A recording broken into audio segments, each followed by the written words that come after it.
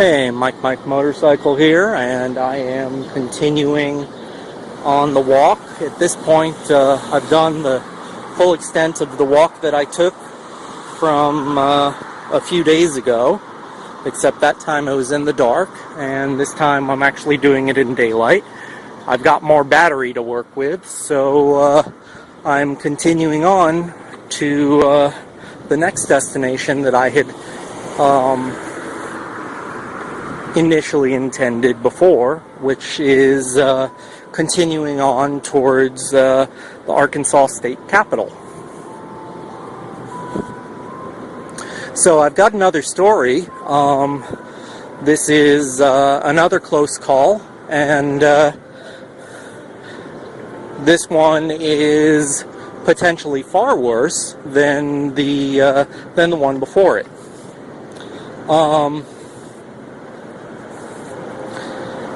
I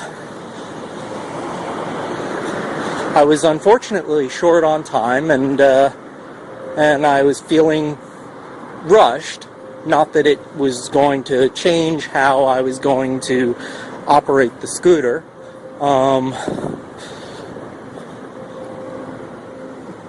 Generally speaking, most of the time I'm on the scooter, I'm at full throttle anyway. It's not that fast, but even so, every so often I'll come across curves or turns where I just feel more comfortable letting off of the throttle. Arkansas roads have a really bad habit of inadequate signage when you're coming up on turns that are essentially a very sharp hook, and you don't often realize, because of tree cover and other obstructions to your complete view of the turn, just how sharp the turn is until it's too late. So regardless of what you're driving, a vehicle, a motorbike, whatever,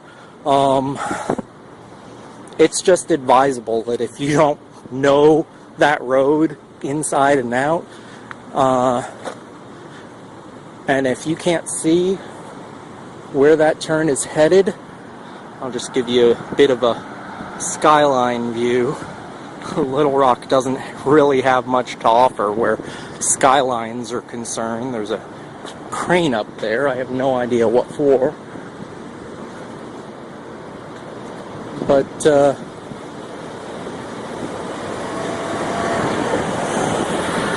I'm just waiting for an opportunity to cross the street here.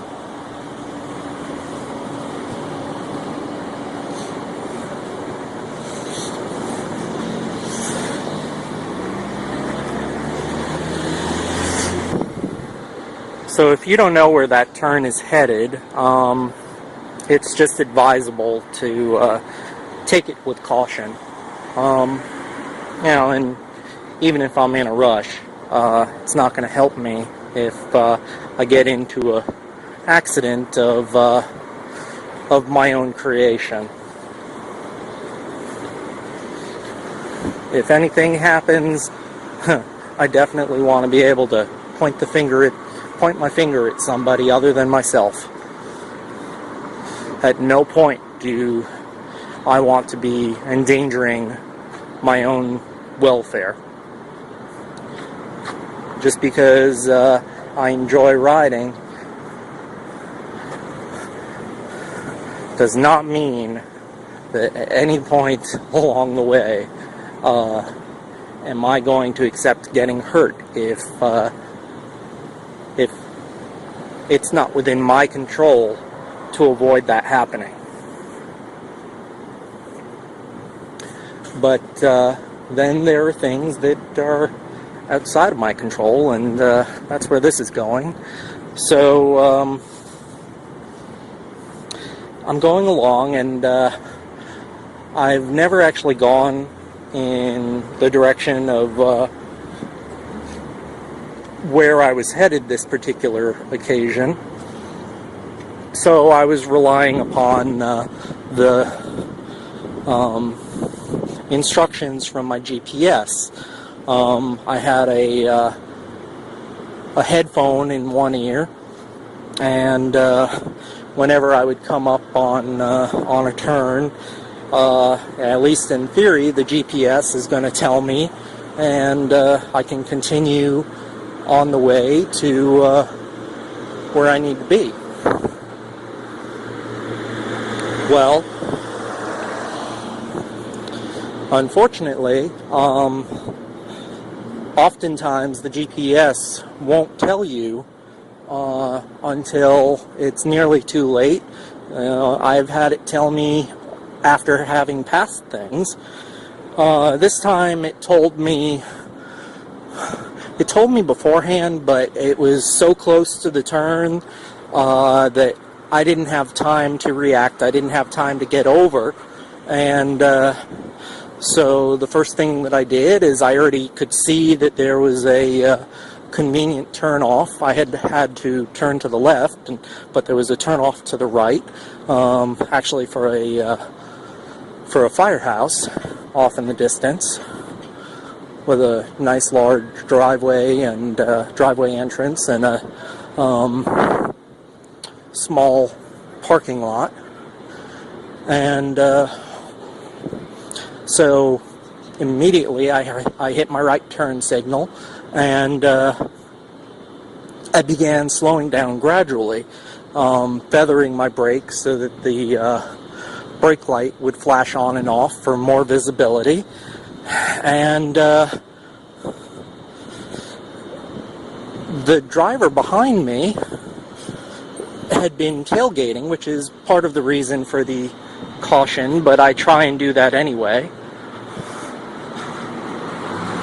And not only was she tailgating, but she wasn't really paying any attention. So she didn't see my turn signal in time, and she didn't see me feathering my brake for quite a good ways. Definitely more than enough time, more than enough reaction time for anybody that had actually been paying attention. And I mean, if you're behind a bike, you need to be paying fucking attention. Because if you can't do that, you need to give up your fucking driver's license. Your driver's license is a privilege, not a right. And if you cannot handle that privilege, the responsibilities that come with it, then you do not deserve that license.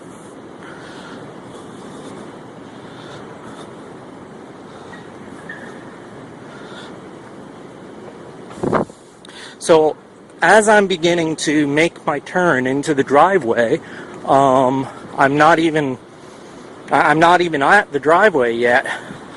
I can see that she's not stopping adequately, and her brakes screech, and so rather than being able to go into the parking lot of the firehouse safely, I actually had to let off my brakes and increase my acceleration just to get the fuck out of her way, so I don't get rear-ended. And I ended up coming into the driveway faster than I wanted, but fortunately, it was a larger driveway. As a chain reaction to her slamming on her brakes, the car behind her was probably also tailgating and not paying attention. Whether or not they were, I don't know, I couldn't see. I do know what happened, and what happened is that car had to slam on their brakes extra hard, so hard that smoke blew, and you could smell this wretched stench of burnt rubber. And